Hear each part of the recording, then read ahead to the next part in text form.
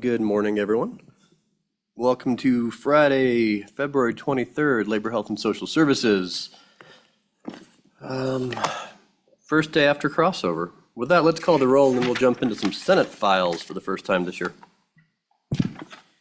Representative Chadwick. Representative Clouston. Representative Hornock. Here. Representative O'Hearn. Here. Representative Penn. Here. Representative Trujillo. Here. Representative Ward. Here. Representative Yin. Here. Chairman Zwanitzer. Here. Thank you.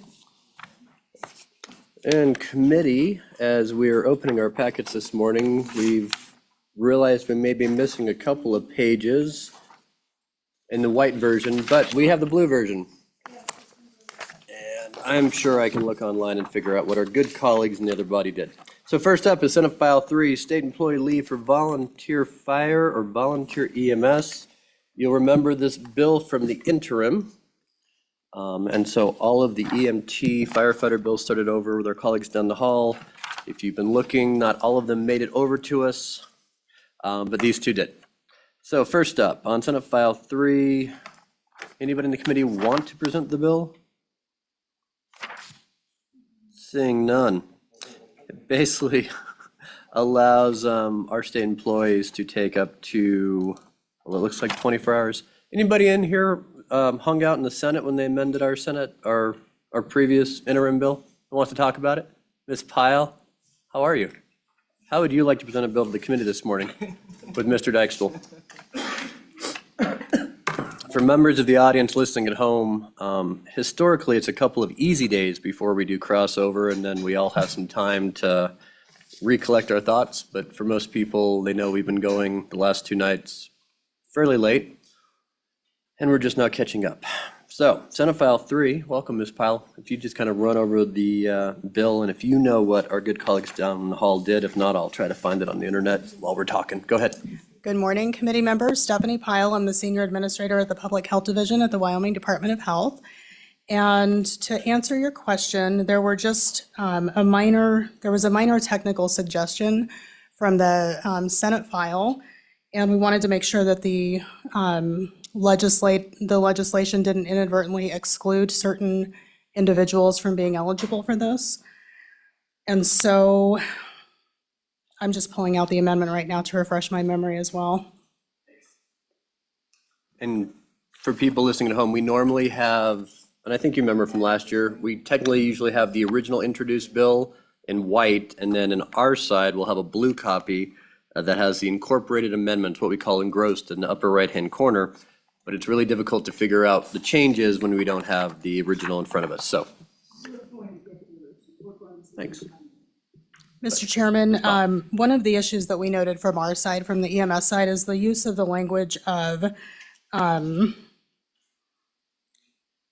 volunteer emergency medical technician. Emergency medical technician is a specific licensure level. And so when the legislation was originally written, that would have just been one licensure level. And so we pointed out that that could be limiting, and it didn't seem like that was the intent. Rather, it was to include all of the licensure levels.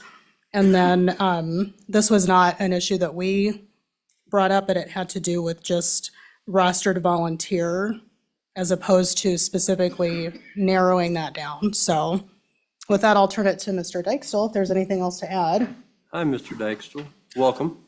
Go ahead. Hi, my name's Dirk Dykstra. I'm with the Wyoming Department of Health, Public Health Division. Mr. Chairman, members of the committee. To add to this, the other concern was this may inadvertently also exclude non-licensed members that are also volunteers for services. For instance, there are a number of services in the state that operate an ambulance with a single EMT and then a driver as well.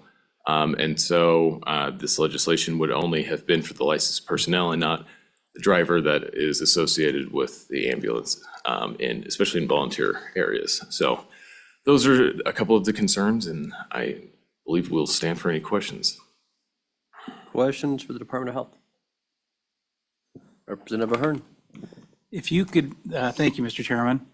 I thought we had a timeline also that they had to be on the service a minimum of 90 days or something like that? Wasn't there something in the original bill like that?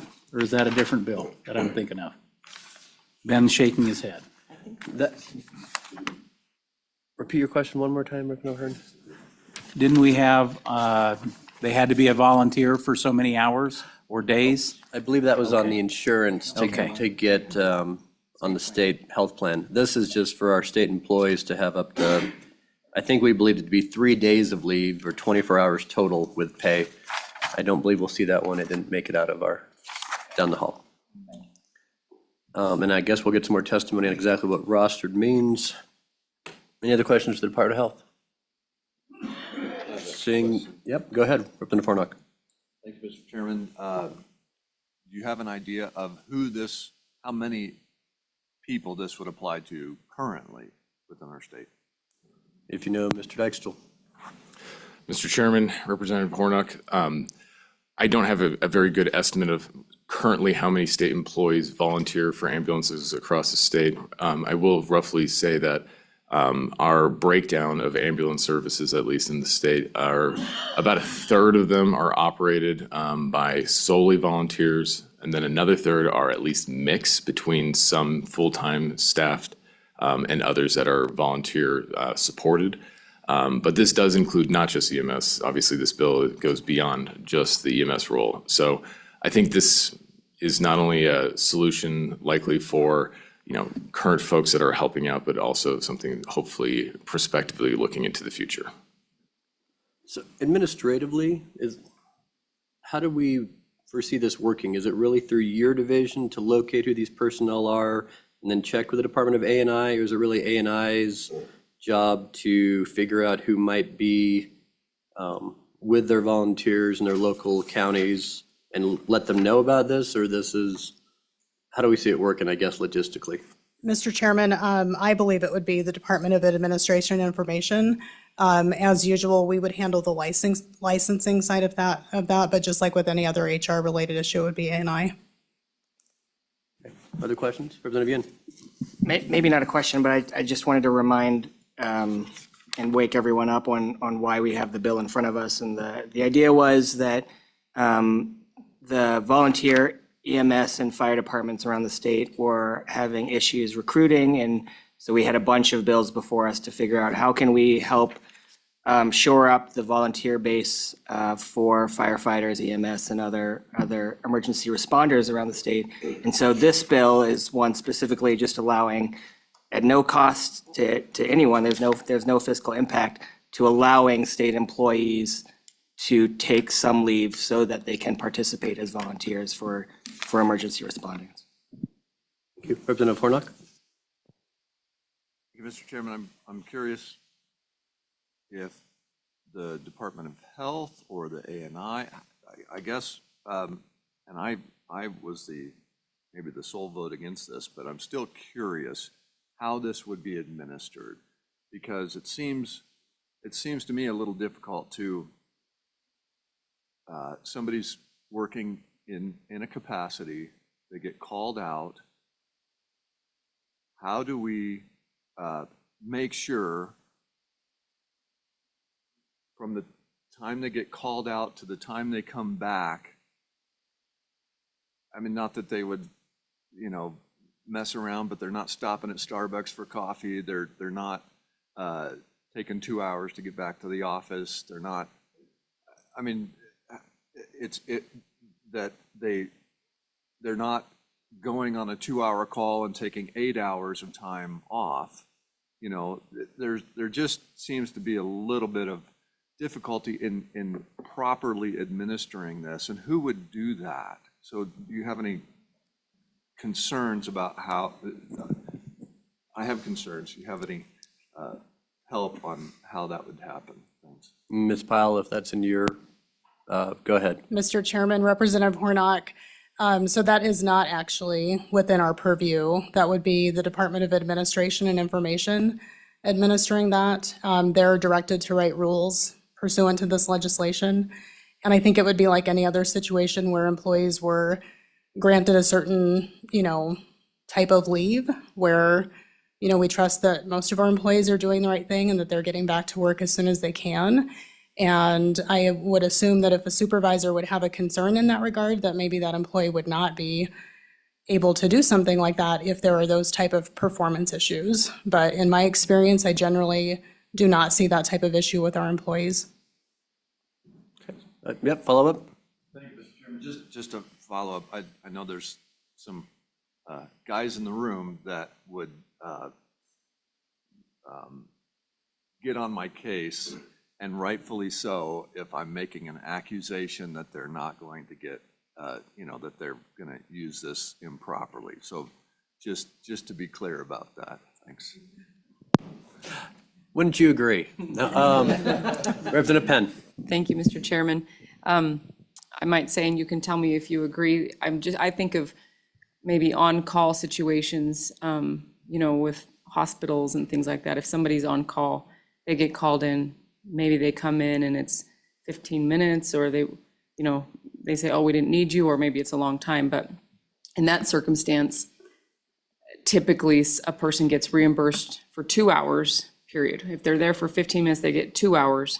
But then if they're there longer, then it's like, okay, how clocking in or out? And so they would be filling out paperwork and things like that. And so I think there's ways to look at that documentation wise as to, okay, well, their paperwork says that they were on a call from here to here.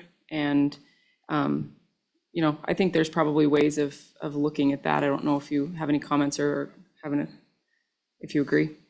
Ms. Pyle, go ahead. Mr. Chairman, Representative Penn, I don't really have any comments. I think you're right. There are systems that ANI can certainly put in place to track things like that and make sure the time is properly accounted for. All right, any further questions for health? Seeing none. Is ANI here? I'm just looking at the two people in the room I don't know, but you guys aren't ANI. Well, that was nice of them to show up. Have to give the good director a call. Other people are here to testify on Senate File 3. Come on, you can all come down. There's 3 seats, and there's 3 of you standing.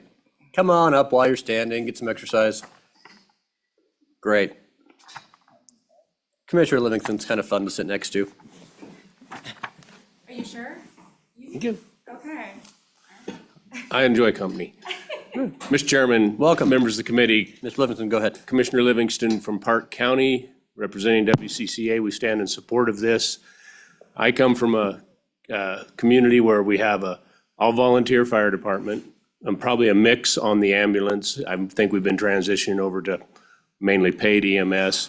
Definitely an all-volunteer search and rescue. My son serves on search and rescue, and he comes home several times saying he wishes he had more folks there on these calls. And I agree with Representative Yin's comments about recruitment. I think this is an ability to incentivize and support some recruitment into these volunteer positions. I don't know if it really answers Representative Hornock's question about how do we keep track, but I do know that when my son responds to a search and rescue call, he basically clocks in, signs in, and then they sign out at the end of the call. And I would believe that if an employer had concerns that someone was abusing this, at least on the search and rescue end, they have documentation of how long the call was for every time they respond. With that, I would stand for any questions. Questions for the Commissioners Association? Seeing none. Thank you for being here all the way from Park County. Thank you very much. Welcome, Kelly. Go ahead, the floor is yours. Good morning, Mr. Chairman, members of the committee. My name is Kelly Norris. I'm the Wyoming State Forester, and I'm going to let Chris introduce himself. Good morning. Christopher Fallbeck. I'm the Assistant Fire Management Officer for the Office of State Lands and Investments Forestry Division.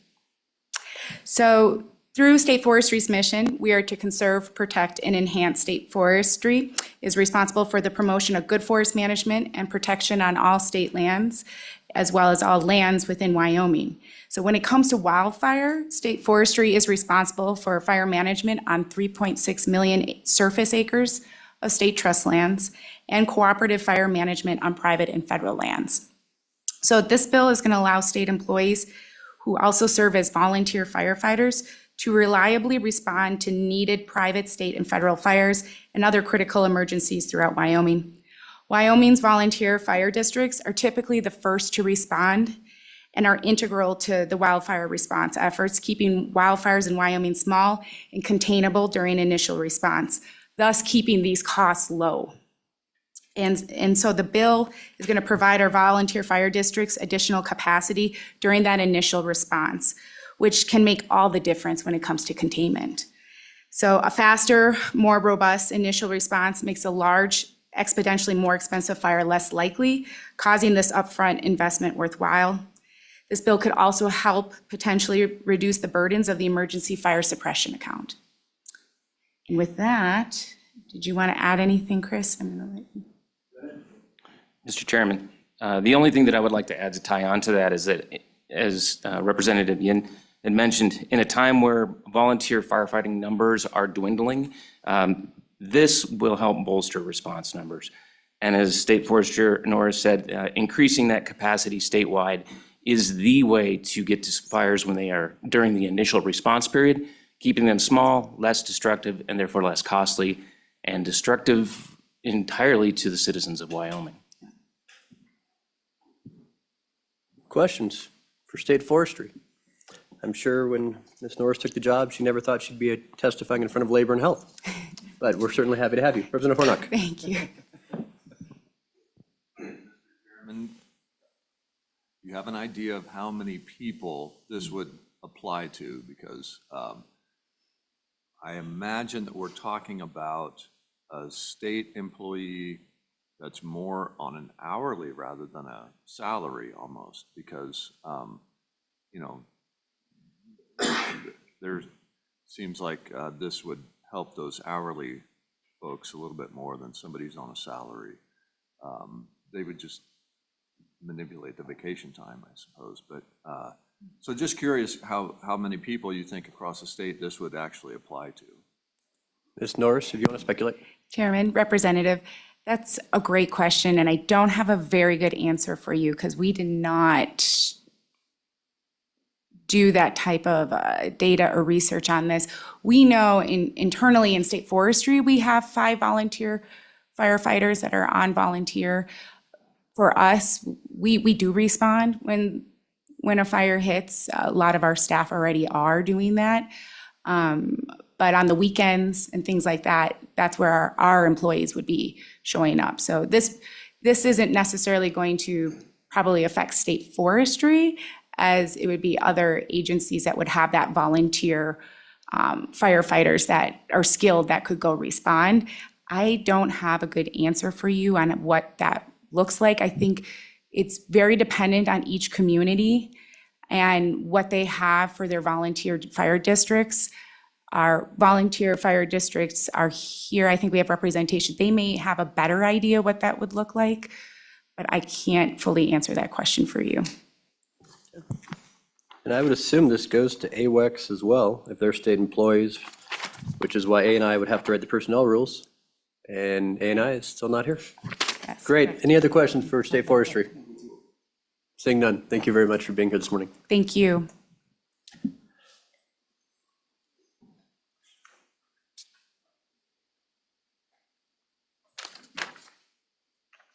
Long time no see. Good morning, Mr. Chairman, members of the committee. Mr. Cooper, go ahead, floor's yours.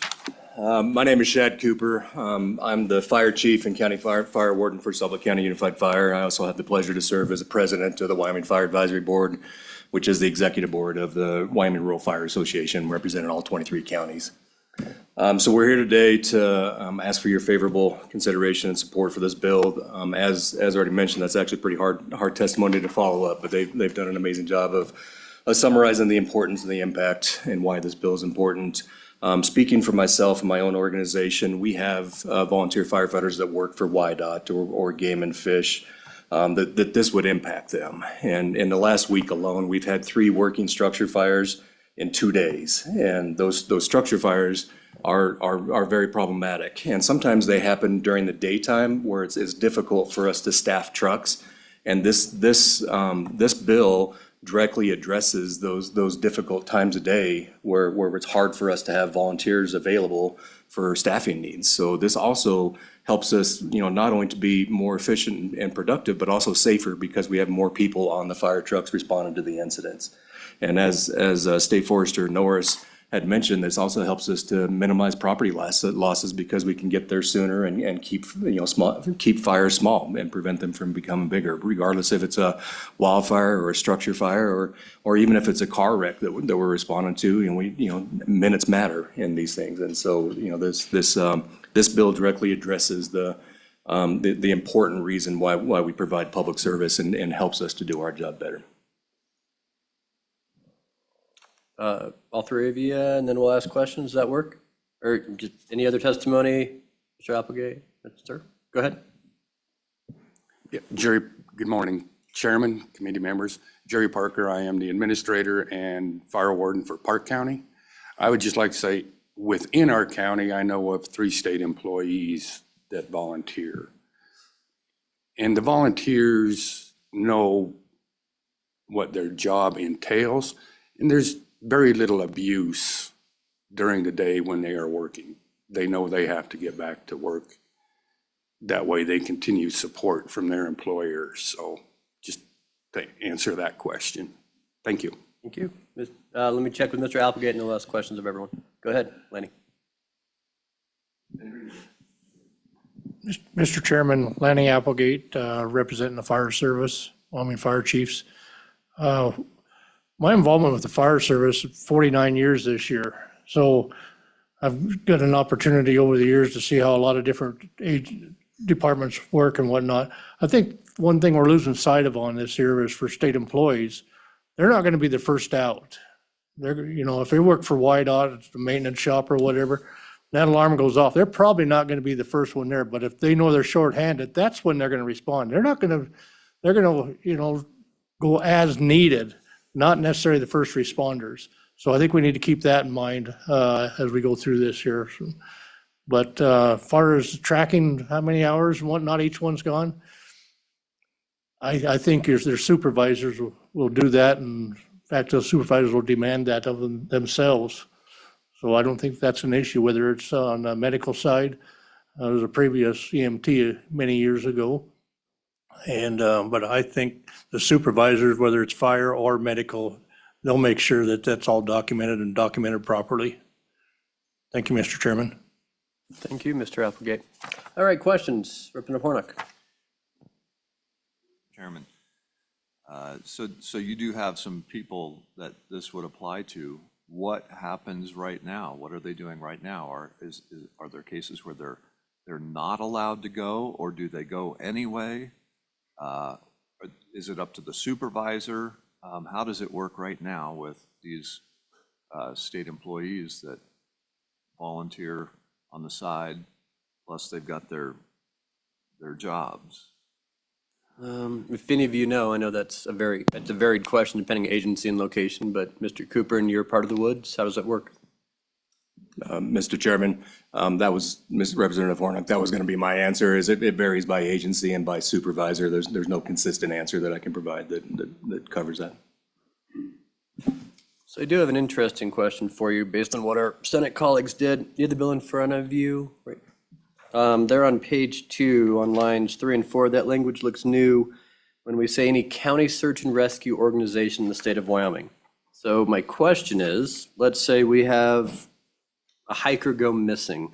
They call out search and rescue, and all of a sudden, anybody who wants to volunteer for that, from my understanding, who wants to take part in that search and rescue operation, can you just call up state employees and say, hey, we need all the help we can get. You get time off for this, join the search, join the mission? I'm wondering if that's too broad in the language there. Mr. Cooper, if you have any thoughts on that. Mr. Chairman, so I do have a close working relationship with our local search and rescue department, but I'm remiss to speak for search and rescue in the state on their behalf. But I will try to answer the questions the best I am able. They do have rosters for search and rescue, at least in Sublette County. They have to join the search and rescue organization. They're covered by workers' comp. There's an application process, a training protocol necessary before they're official members. So it's not anybody off the street or call when when needed for any agency. So in order for somebody to be covered under the situation you described, they would have to be a member, beforehand.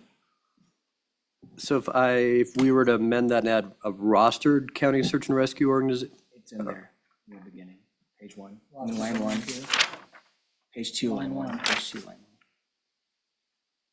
there's a comma. So the way I read is a rostered volunteer of the volunteer fire department, comma, licensed ambulance service, comma, or county search and rescue organization. So would they need to be a roster? I guess that's my question. Would they need to be a rostered volunteer with that rescue organization in the state of Wyoming, just to tighten that up some? Would that cause you any concerns? Mr. Chairman, that seems like a worthwhile amendment. That would make sense. Other questions? Seeing none at the current time. Thank you for being here today. Other people in the audience who wish to testify? I think we have a couple online as well here in a second.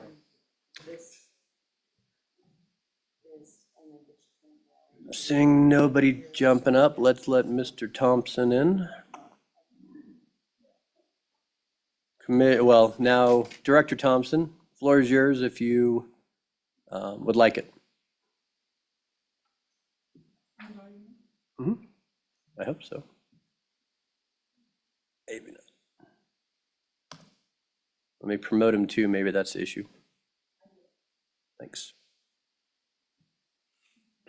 Now, Mr. Thompson, if you can hear us, floor is yours.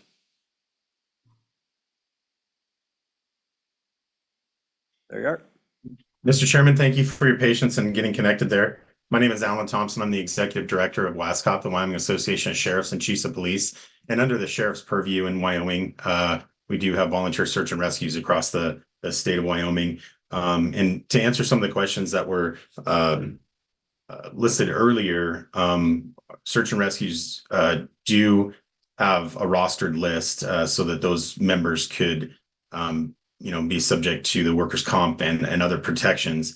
And when large scale searches do go out, sometimes those search and rescues call for volunteers from the community. Those volunteers are not rostered members of search and rescue, so I don't think that would expand the scope of this bill. I did want to mention that this is I think a great opportunity for the state of Wyoming to be able to touch every community across the state, because every community has volunteer fire, EMS, and search and rescue of some a level or another.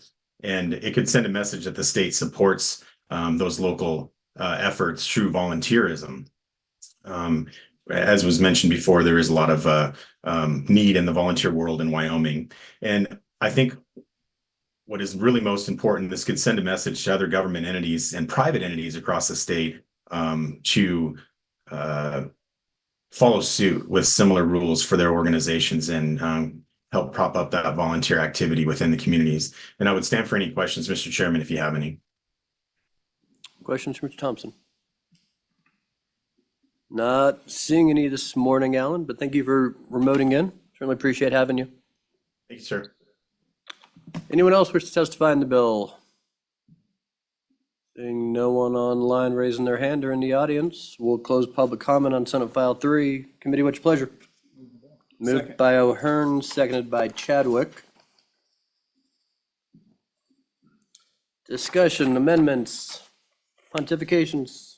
Welcome, Representative Hornock. Mr. Chairman, I guess I may have a question for somebody, but as I went around and talked to a lot of people, the gap for the lack of the number of people that are involved in volunteer service that we're talking about is not necessarily that they can't leave work to do it, because we have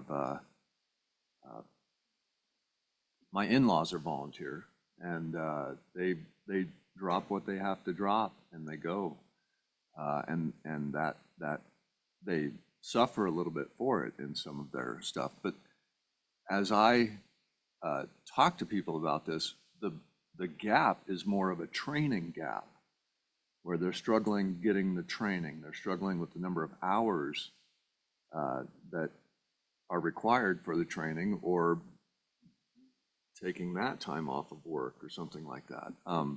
You know, so I'm still a little concerned with this idea, because, you know, say you've got some guy working construction, whatever, and then you've got a state employee. Both of them respond to a call. One guy is volunteering his time, which he understands I'm doing this for intrinsic value, for service that my community needs, and the other guy's getting paid to be there, essentially. But they're both a volunteer position. So, you know, there's some good ideas to this. I'm just still a little bit hesitant with the whole idea of doing something like this, when I think the true need is more on the training side, figuring out the training and giving them help with training, or you know, some of the other stuff that we talked about during the interim. So I'm kind of curious what to hear from others to talk about that. Representative Ward, go ahead. Thank you, Mr. Chairman. I just wanted to let the committee know that many employers do have a kind of volunteer days exemption. My employer has that. You can get paid full pay and it's 24 hours, 3 volunteer days. It's not a part of your regular vacation time. So I just wanted to offer that there are some private employers that do that. Mr. Chairman. Similar, Representative Penn. Thank you. In response to Representative Hornock's thoughts and concerns, and I agree with him, I'm wondering if maybe it would be possible, or we could discuss the idea of amending on page 2, line 1. It says absent from work due to service. Could we add or training as a rostered volunteer? And the question would be, would that be covered already? I don't think we discussed that in interim, but if you have a training that your local, I don't know, fire department is holding, or they would be having a meeting for some reason during your shift, could you count that as time from work to go to a training? I know we all think about service in an emergency, but we could add that language in, or it might be covered. If you wanted to bring an amendment, certainly happy to hear it. Otherwise, continued discussion. Representative Penn. I would like to bring an amendment to add the word training after service on page 2, line 1. Second. Or training, yes, the two were, or training. Comma, or training. Got that, Barb? Okay, they're seconded by O'Hearn. Any discussion? Question being called. All in favor of that amendment, say aye. Aye. Opposed, say no. That amendment's passed. It is interesting that the time off goes per calendar year. The bill starts in July, but I suppose that would get people going. They could take up to 24 hours in the first 6 months here of 2024. And then you're like, sure. Any other testimony, thoughts, questions? Representative Trujillo. Thank you, Mr. Chair. I like this bill. In the rural, I can't say that word. It is hard to get volunteers, especially if everybody's working. I remember when I was one, and you sit by the radio and the first call goes out and you get your volunteer firefighters. The next thing you know, lightning strikes, there's another fire, then another call goes out. There's steps to where people will go out to these fires, and you don't have to be the first one out. But then there's a call where they say, we need more people out here. And that's where this can come into play. And it is a really good recruiting method to help get people more onto the field. I've talked to a lot of people about it myself. Thank you. Thank you. Any other comments? Seeing none, and question being called. Barb, if you'd call the roll on Senate File 3. Representative Chadwick. Aye. Representative Klauston. Aye. Representative Hornock. No. Representative O'Hearn, Aye. Representative Penn, Aye. Representative Trujillo, Aye. Representative Ward, Aye. Vice Chairman Yin, Aye. Chairman Swanitzer. Aye. 8 aye, 1 no. Do pass with amendment. With that, Representative Trujillo, how would you like to take Senate File 3 on the floor? All right. I'm sure we'll all back you up. It seems to be a good bill. All right, committee, next up is Senate File 4. Thank you for being here. This file this morning, Mr. Dykestall. Give a second for the room to move about here. Next up, we're going to have Senate File 4, rehiring retired firefighters, continued retirement benefits. Another interim committee bill that it looks like our good friends down the hall did not amend, but passed over to us. Here today to present the bill is the Director of our retirement system for the state of Wyoming, Mr. Swindle. Welcome. Floor is yours. Mr. Chairman, good morning. I know the representatives have some long nights. There's some coffee down the hall from the retirement system if you want some. Thank you for providing breakfast this morning. Mr. Chairman, I'm not here to necessarily present the bill. The retirement system is neutral on this, but we can concur with the bill. This adds a rehired retiree rule to the Fire B pension plan. We're shifting gears a little bit here. There's a lot of talk about recruiting and retention in the volunteer services. This bill does not deal with that. This deals with professional paid firefighters. They don't have the same recruiting issues that we've had in the volunteer system, but the recruiting pool is smaller. And the paid professionals noted that although they're still able to fill their ranks, it's not quite the same way that it used to be. And therefore, some thought was given to, we might want to be able to bring back a retired professional firefighter if there was a critical need in the fire service for that position. So in the end, a rehired retiree rule is designed to be actuarially neutral. WRS can concur with the rule if we want to add that to this plan.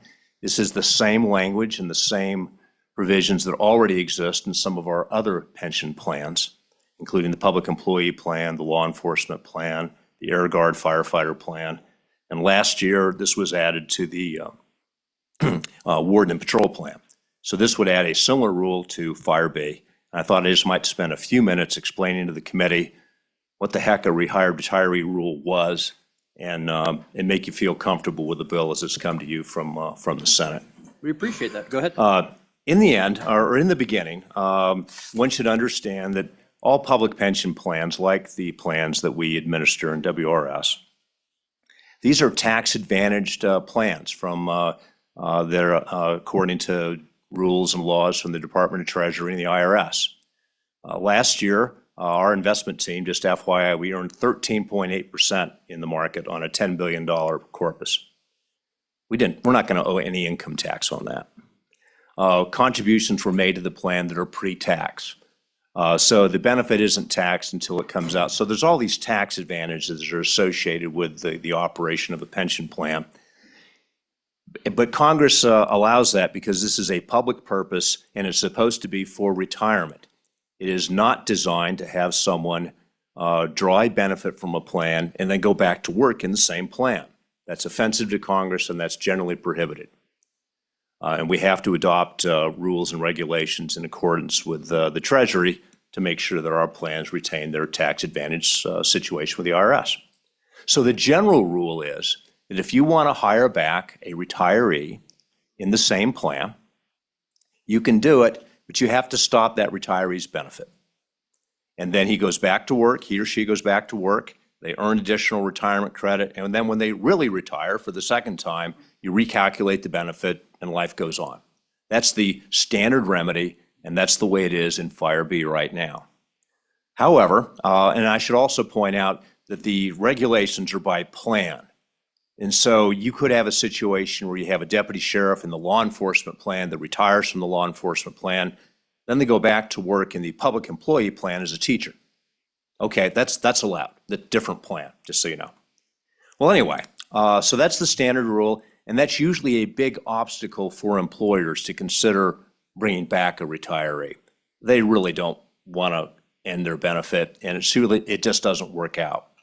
So employers have petitioned Congress that says, hey, we need a little relief here for critical positions. And so over the years, Congress has allowed the Treasury to develop rules that says if the plan sponsor, which in this case is the state of Wyoming, wants to adopt a rule, they can bring back a rehired retiree and allow that person to continue to draw their retirement benefit under certain conditions. And the conditions have to be within IRS guidelines, and they have to be part of the rule. Some of those conditions mean there has to be a bona fide break in service. This isn't for someone who can just switch over one day or in 1 week. There's a range that is allowable. We gave in our retiree rules the most advantage to the employers, but there has to be a bona fide break of at least 30 days. And then there can't be any predetermined agreement to do this. This has to be, you're retired, you're gone, good luck to you. And then later on, we come back and say, hey, we got an issue, we would like to bring you back. So that's the way that works, and that's the way these rules are designed. They're actuarially neutral because if you do bring back a rehired retiree, they don't earn any additional service credit. They're still drawing their benefit. That's the change. But the employer still has to pay a rehired retiree fee, which is the same as the contribution that they would be making to the system if they'd just filled it with a non-retiree. So it's designed to be actuarially neutral to the system. Some might observe, and I think this was observed a little bit on the Senate, that in some cases that sounds like it's an advantage to the retirement system, right? So we're going to bring back a retiree, they're not going to earn any existing credit, and we're going to get a full contribution even though we're not increasing our liabilities for that person. That's true. However, there would be cases in the status quo had we not had a retiree rule where some folks might have come back and then we would have stopped their benefit. And that's a really advantageous system for the retirement system. So these things kind of interact, and overall the actuaries say that it's neutral for the system. And that's the way we rate it. Mr. Chairman, I think that concludes my comments, subject to questions from you or other members of the committee. Okay, questions for the director, Representative O'Hearn. Thank you, Mr. Chairman. One of the last sentences you said was, if something changes, we will call this person back. Can that person that retired after 30 days say, you know, I tried working at the lumber store and I just needed the benefits of the insurance program and it's not as fun as I thought it would be. Would you guys take me back? Or is it just a one-way street? You have to be invited back. Mr. Swindell? Mr. Chairman, Representative O'Hearn, the employer has to fill the spot, presumably with the best qualified candidate. And so I actually don't think, in talking to the firefighters, I don't think you're going to see a lot of use of this. The reality is most people that serve 20 or 25 years in paid fire, they don't want to go back. The life in the fire station was, it's a great career, but it's a rough career. It's like my years in the Army. I'm a retired Army officer, 22 years. I mean, but the schedule, the time away from family, at some point you've had enough. So most retirees don't want to come back. And the reality is in the paid services, there's usually a captain or many captains that are prepared and well qualified to become the assistant chief. They really don't want to bring back the old guy or gal. So, but I countered this with the fire system. So really, why do you need this? As well, we probably don't, but when you do, when you need to fill a position, even on a fairly temporary basis, maybe 8 months, maybe just a year or two, for a critical position with some critical skills, it can be really important in an individual circumstance in an individual department. And just, I should explain again, we're talking about paid Fire B. This affects the larger paid city fire departments in the state. I think we have 388 active members in the plan. We have 172 retirees. The cities of Cheyenne and Casper are the largest employers in this plan. They have 90 in Cheyenne and 70 in Casper. And then there's other members in the larger communities like Rock Springs, Sheridan. Teton County is a mix of a volunteer and professional system. I think they have 22 professionals, and I think they have maybe I don't know, Lanny, how many volunteers are in Teton County, but more than 100. So anyway, that's, I should have explained that, I guess. Nice thing is a lot of us are from Cheyenne, Casper, or Teton County on this committee. Any questions? Representative Hornock. Director, can you fill in some blanks for me? So explain a retired. Is there a certain number of years of service? Is there an age? Or are we talking about somebody who works for 4 years, gets vested, or whatever the year is for vested, and then breaks for 30 days and then comes back and they're double dipping? Either way, they're double dipping if they come back as retired or whatever. But and then also, what happens with the pension down the road? Is it added to their what's coming to them now? If you have somebody that's retires and they are collecting that pension, then they go back to work for 2 years, 3 years, 5 years, whatever. Is that 5 years of service added to the pension they're getting already, or is it an additional?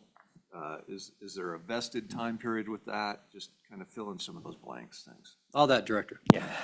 Mr. Chairman, Representative Hornock, I think I can answer your questions. Let me describe the benefit structure in the plan. This is a paid Fire B. The vesting period is 48 months or 4 years. So you're not qualified for any annuity until you've served at least 4 years.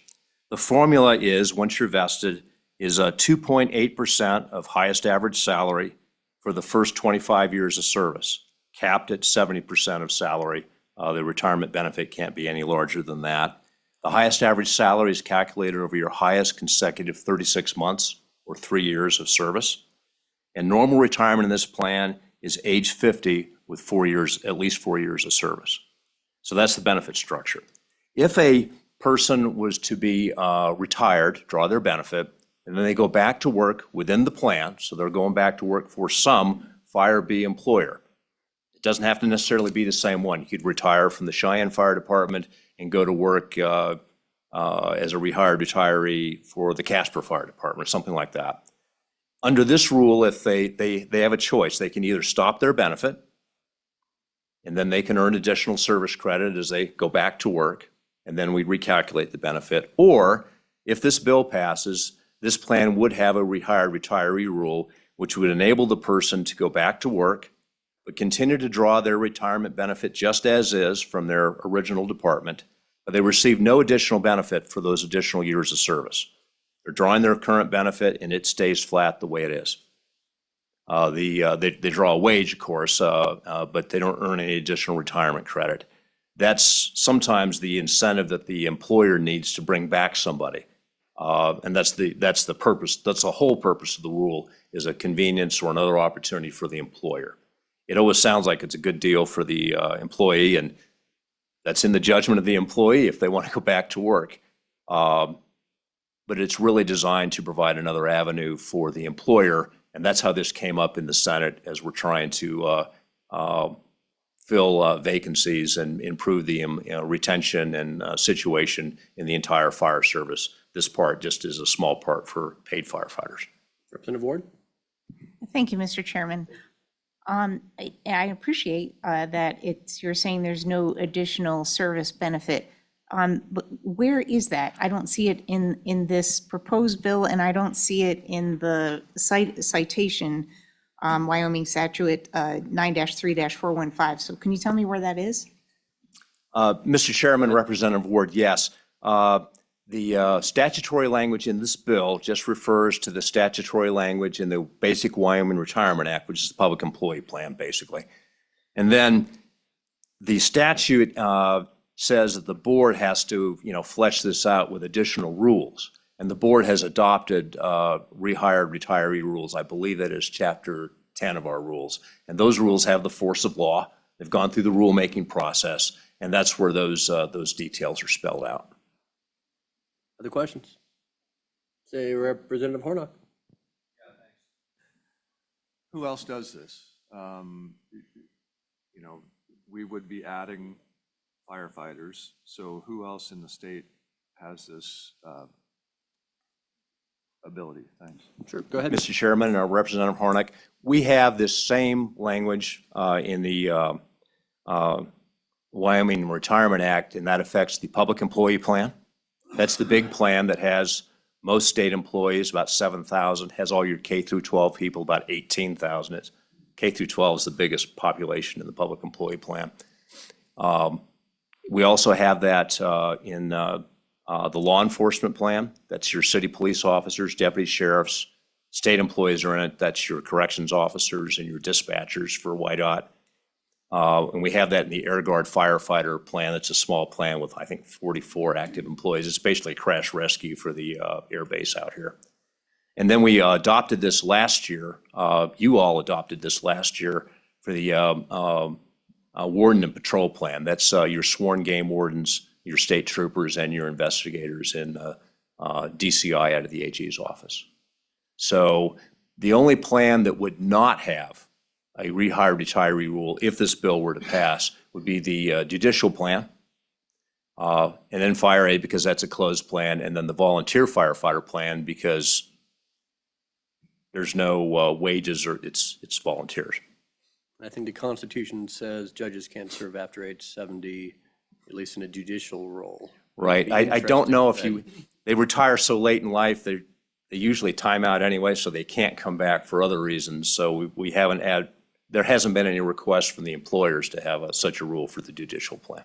Okay. Other questions? Seeing none. Thank you for being here today. And don't go too far, just in case we have another question. Any other people wish to testify in the bill? It looks like it's going pretty strong, but it never hurts. Mr. Reddy, welcome.